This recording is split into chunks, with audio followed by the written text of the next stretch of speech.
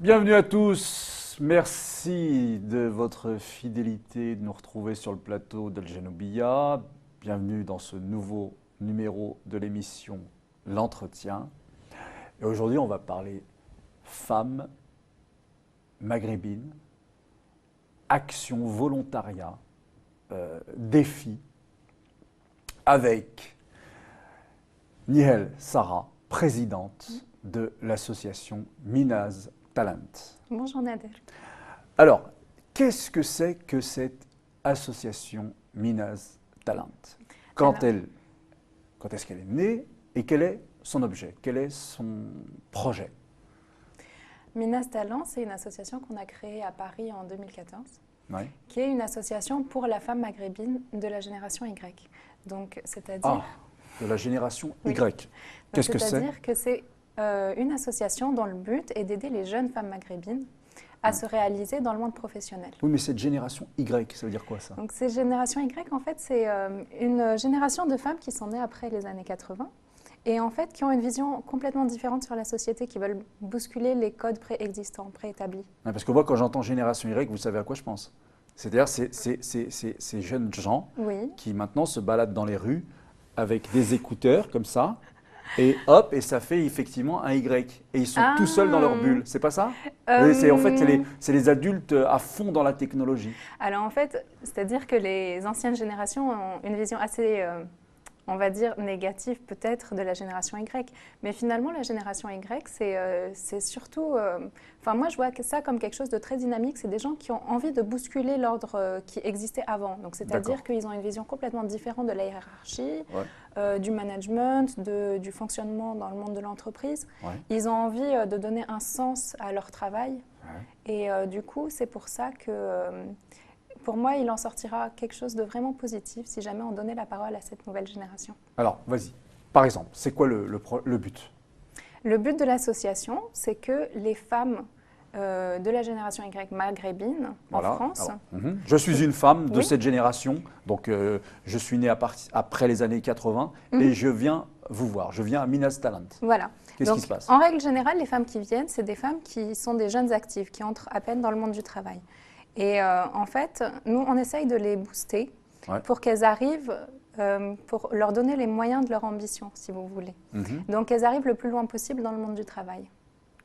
Alors, vous prenez aussi des jeunes étudiantes? Oui, on a également des jeunes étudiantes. D'accord. Et donc, en fait, nos outils, donc, premièrement, on est un réseau, donc on fait très souvent des événements conviviaux pour se retrouver entre nous, se donner les bons tuyaux, etc. Ouais. Et à côté de ça, on fait également des ateliers avec des coachs en développement personnel. Ouais. Et donc ça, c'est bien. vraiment l'outil principal pour booster les femmes et leur permettre de se surpasser. Donc on a fait des ateliers sur le leadership, sur la négociation, sur la prise de parole en public. En fait, c'est des choses qui sont vraiment très importantes si jamais on veut réussir sur le plan professionnel. D'accord. Donc c'est à fond axé sur le plan professionnel ou ça dépasse le plan professionnel?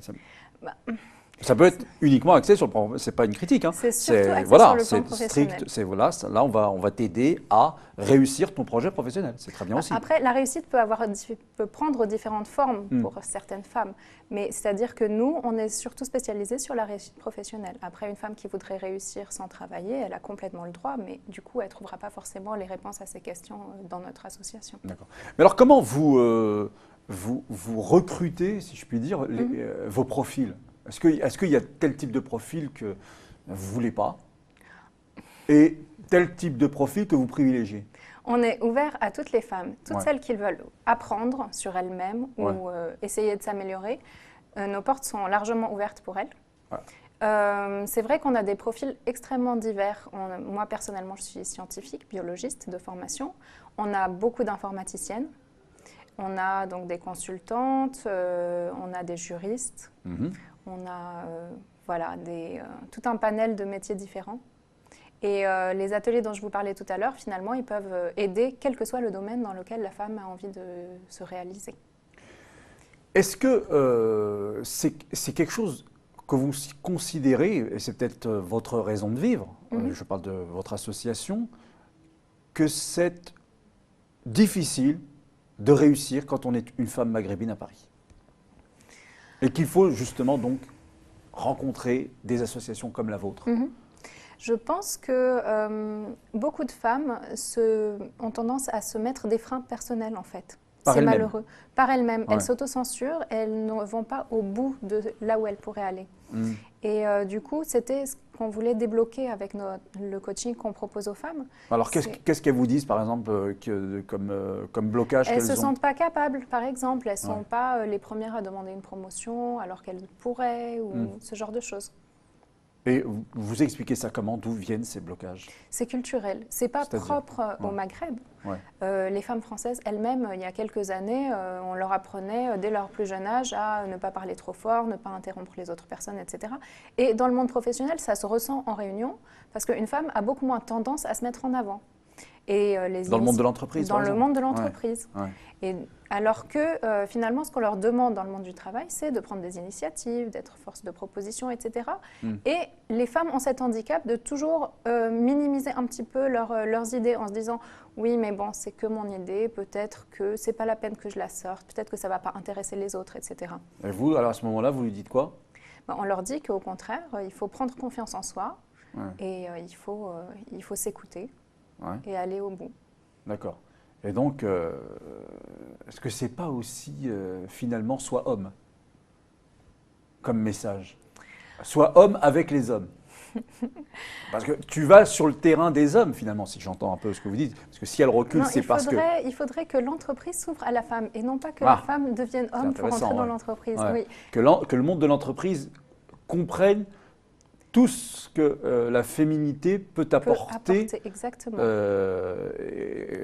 pour l'aider à se développer de meilleure façon. Le monde de l'entreprise intègre les femmes et intègre la diversité aussi, et la diversité générationnelle, j'entends.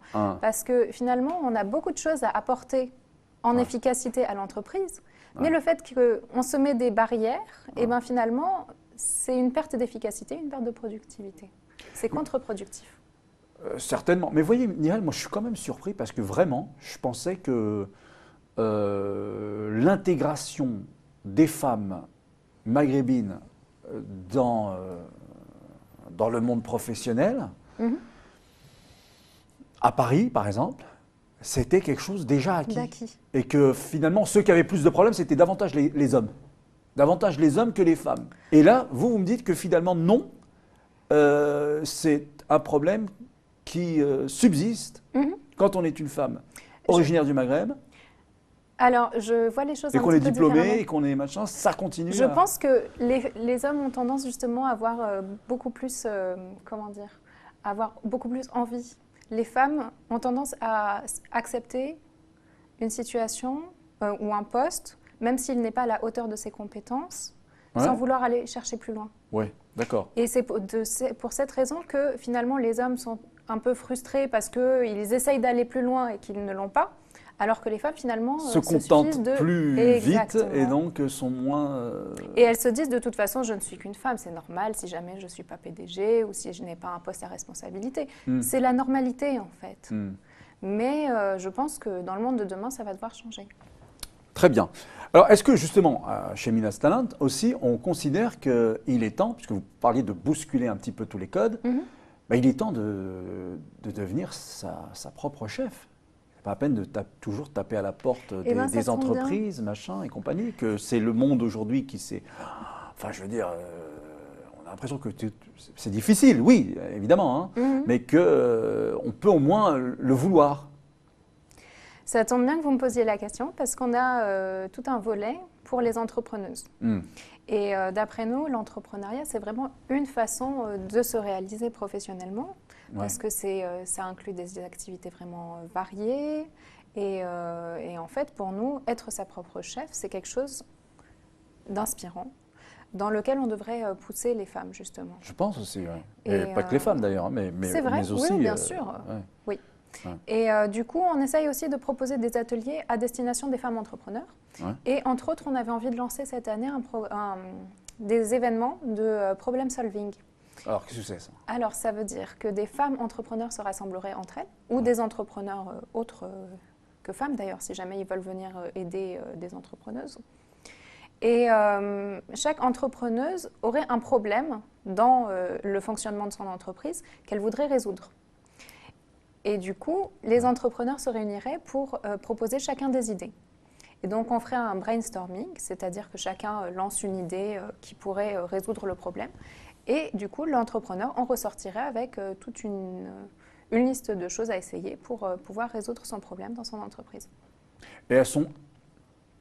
Quelles sont les plus nombreuses chez Minas Talent? Sont-ce les femmes qui veulent s'orienter vers l'entrepreneuriat ou celles qui veulent taper à la porte d'une grande boîte? Pour le moment, on a quand même une majorité d'informaticiennes dans des grandes boîtes parisiennes. D'accord. Ok. Donc, ce n'est pas encore tout à fait l'entrepreneuriat qui prime. Parce que ça fait peur, c'est ça, non? Je sais pourquoi. Non, tout simplement parce qu'on vient de lancer ce pôle et que du coup, on n'a pas encore eu le temps de bien... D'accord. Alors, est-ce qu'il y a chez vous, chez Minas Talent, justement, des femmes qui, parce qu'elles sont voilées, par exemple, eh bien, ont ce frein d'aller vers les entreprises? Dans les entreprises, je dirais moins. En fait, il me vient à l'esprit une anecdote sur une collègue qui était neurobiologiste. On voit qu'il y a vraiment des gens très, très pointus chez vous. Très pointus, oui, hein? Oui, c'est vrai. Alors. Et elle voulait travailler dans une université, ou plutôt c'était une université collée à un hôpital. Et on lui avait dit, écoute, nous, on ne fait pas de discrimination, on n'a rien contre ton voile, mais le problème… Mais tu vas le retirer. Le problème, c'est que ça risque de te gêner, toi, vis-à-vis des patients qui viennent te voir. D'accord. Donc, on ne te prend pas. Donc, conclusion, il vaut mieux pas que ce soit toi, oui. D'accord. Ils ont pris un autre candidat. Alors, quelle a été sa réaction? Elle est revenue vous voir, elle est revenue nous voir et nous a raconté, effectivement. Ouais. Qu'est-ce que vous faites à ce moment-là? On n'a pas de solution en main, en fait. Il faudrait faire changer les comportements en France. C'est-à-dire que les comportements dont on parlait tout à l'heure, d'autocensure, etc., c'est des choses internes à nous-mêmes. On peut les changer avec du coaching ou des choses comme ça. D'accord. Maintenant, aller changer la perception de la femme maghrébine par l'ensemble de la société française, c'est quand même un travail de longue haleine. Donc, pour moi, ça va prendre des décennies avant que les gens intègrent en France que les femmes maghrébines, ce ne sont pas forcément des ouvrières, ce ne sont pas des gens sous-qualifiés. Ah, d'accord. C'est des gens avec des compétences donc, et qu'il faut voir leurs compétences avant de voir leur voile. Donc, il est là votre combat, en fait. C'est-à-dire que il y a chez les femmes maghrébines autant de personnes qui ont un talent, dirons-nous, d'exécutante, qu'un talent de réflexion et même qui peuvent aller jusqu'à des postes de décision. Oui. Or, on ne considère pas encore, peut-être, c'est ça que vous dites, que dans la société française, et pas que française d'ailleurs, je ne pense pas que dans les sociétés maghrébines, ce soit encore aussi accepté qu'elles aient des postes de décision. C'est ça. C'est exactement ça notre combat.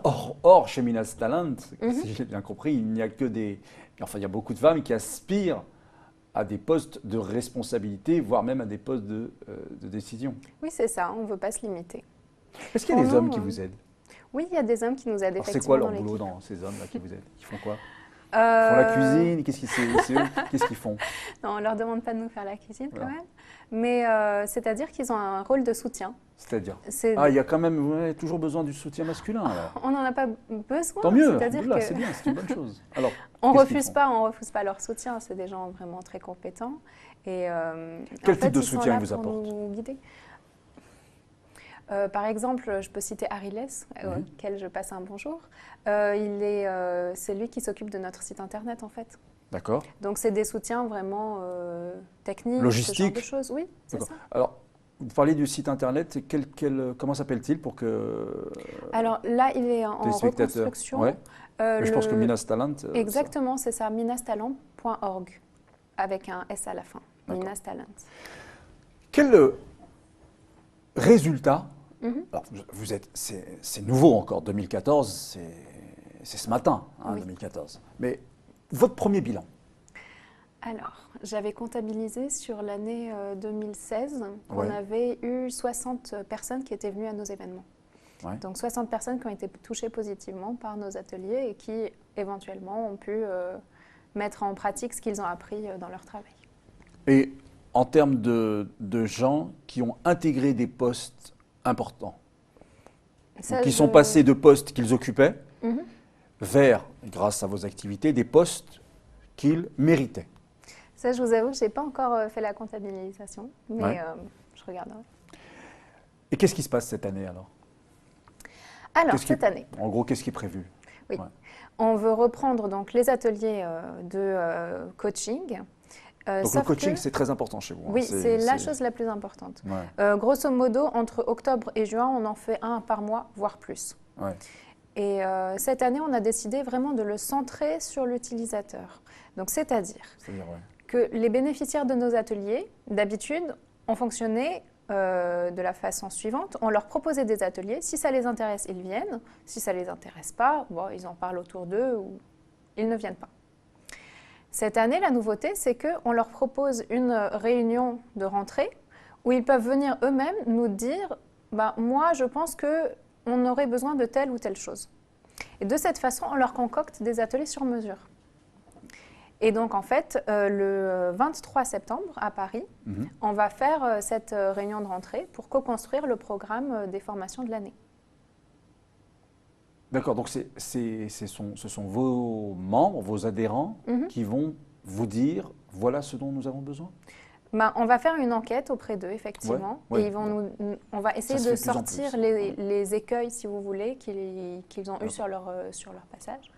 Et voilà, avec une coach également, on va essayer de définir un petit peu les besoins et comment, nous, on peut leur apporter des réponses. Les coachs auxquels vous faites référence, ce sont toujours, c'est une équipe de coachs ou c'est... ça change à chaque fois, c'est vous appelez un tel, puis un tel, vous essayez de varier. On a certains coachs avec lesquels on travaille de façon régulière, effectivement, mais on n'exclut pas d'appeler tel ou tel coach spécialiste de telle ou telle question. D'accord. Alors généralement, là, les coachs auxquels vous appelez, ou ceux que vous avez appelés, quelle est leur spécialité? C'est dans quel domaine? Alors, on a une coach qui est formidable, qui s'appelle Nelly, qui est spécialiste de l'intelligence émotionnelle. Donc, ça fait plusieurs années qu'elle nous donne 1 à 2 ateliers par an. On a Patricia qui est spécialiste de la bienveillance en entreprise. La bienveillance en entreprise? La bienveillance. Ça, je sais quoi ça, la bienveillance? Vous ne savez pas? Non, moi je crois que l'entreprise, c'est quelque chose d'assez dur, c'est quelque chose de...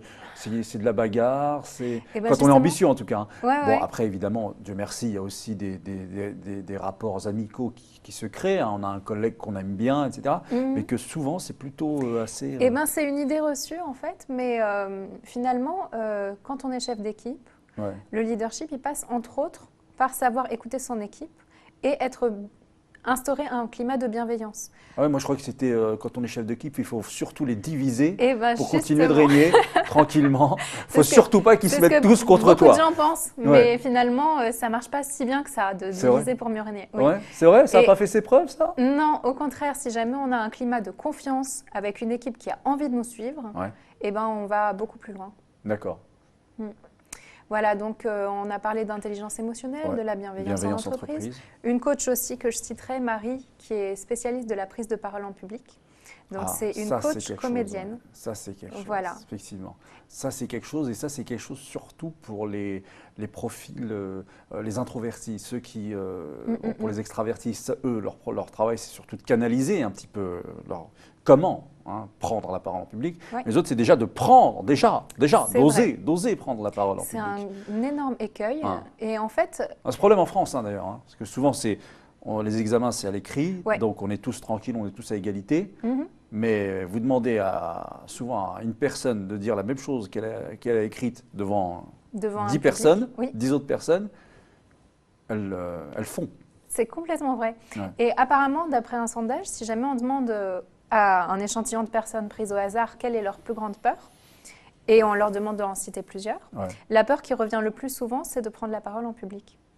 Donc c'est vraiment un écueil que tout le monde connaît et qui est très très handicapant en entreprise. Et pas qu'en entreprise. Alors que c'est à un moment ou à un autre, il faut vraiment l'apprendre, cette parole en public. Oui, c'est ça. Et puis c'est aussi soi-même, le fait de s'écouter, de prendre confiance en soi, en ce qu'on veut dire, pour le dire devant tout le monde. Mais alors, être une femme maghrébine, comme être une femme de manière générale, même être un homme, mais là, on s'intéresse aux femmes, c'est pas que... Ça peut pas être que son boulot. C'est pas possible. Ça, parce que c'est sa féminité aussi que l'on met peut-être en danger. Alors, est-ce que ces femmes, vous prenez en considération aussi, sont-elles célibataires, sont-elles mariées, sont-elles mères de famille, tout cela? Est-ce que vous avez aussi des intervenants qui peuvent venir leur parler? Parce que souvent, ce qu'on entend, hein, c'est que je dois, en tant que femme, prendre en considération cet équilibre harmonieux qui est celui que j'ai chez moi, auprès de mon mari ou auprès de mes enfants, si je suis mère célibataire, et aussi mon travail. Est-ce que ça vous en parlez à Minas Talent? Alors c'est vrai que pour l'instant on n'a pas évoqué la problématique de la vie personnelle et alors du ratio, on va dire vie privée, vie publique. On a fait un atelier sur la sophrologie et la gestion des émotions. Donc c'est vrai que ça peut également aider. Mais la problématique de la vie personnelle et quelle place on donne à la maternité, à ce genre de choses, c'est quelque chose qu'on devrait effectivement aborder, mais que pour l'instant on n'a pas encore abordé. C'est peut-être parce qu'elles sont toutes d'un âge encore jeune, c'est ça? C'est vrai qu'elles sont relativement jeunes, mais quel âge elles ont à peu près? En moyenne, on va dire entre 25 et 35 ans. D'accord, 25-35, ok. Mais on a différents types de personnes. On a des jeunes célibataires, on a des couples déjà mariés. D'accord. Eh bien, merci beaucoup, Nihal Sara. Qu'est-ce qu'on peut vous souhaiter pour Minas Talent? Pour cette, quatrième année? Oui, c'est ça. Ben, je souhaite vraiment aider le plus de femmes possible et essayer d'apporter à chacune les réponses à leurs problèmes professionnels, on va dire. C'est une élite, en fait, que vous êtes en train de construire. C'est ça, hein? C'est-à-dire que pour moi, chaque femme est compétente. Ouais. Et j'espère vraiment qu'on va réussir à pousser jusqu'à briser la coquille qui nous empêche de nous développer normalement, si vous voulez. Et j'espère donner à chaque femme l'occasion de se réaliser. Merci infiniment d'être venue partager avec nous tout cela. C'était un plaisir. À bientôt pour un nouveau numéro de l'émission L'Entretien sur El Janoubia. Au revoir.